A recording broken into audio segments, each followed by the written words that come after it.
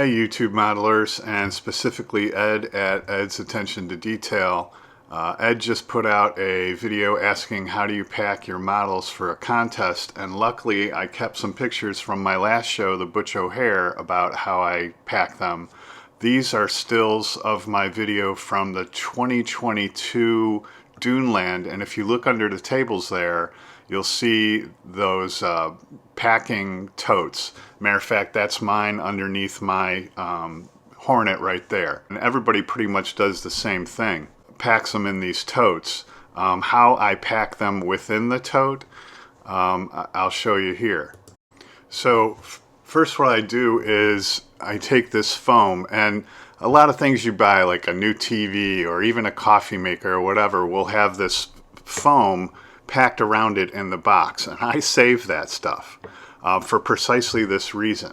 And then what I do is I cut it to the width of the tote and make sure I have the proper width. And then, especially for airplanes, what I do is then slice that foam just narrower than the width of the plane or helicopter in this case, and then very lightly push it down in there.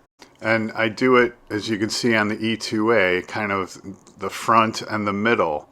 And you gotta make sure there's no, parts sticking out. It has to be a spot where there's no parts sticking out. And then again, I'll tape that foam down to the bottom and to the sides of the tote. And then you'll see on the helicopter there, the only spot that was viable was the nose. So I just carved out for the nose, and then did the back, and then pushed it, kind of positioned it where it was up against the front to kind of wedge it into place, so to speak. And then on my other model, it's very similar to what you did. Just put that same foam around the outside and let it sit, but kind of put it tightly around the outside. And then on that command module, I left it on the stand, and then took some of that foam and kind of carved a V shape, and then put it underneath there, kind of wedging it underneath there to hold that steady.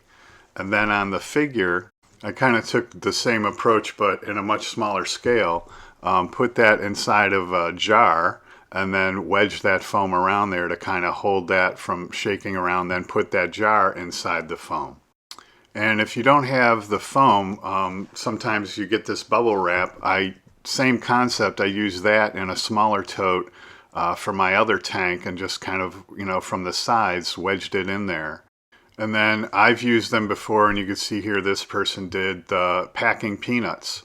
Again, you got to be a little bit careful if you got, stuff sticking up off your model that it doesn't knock them off, but I've used that method as well.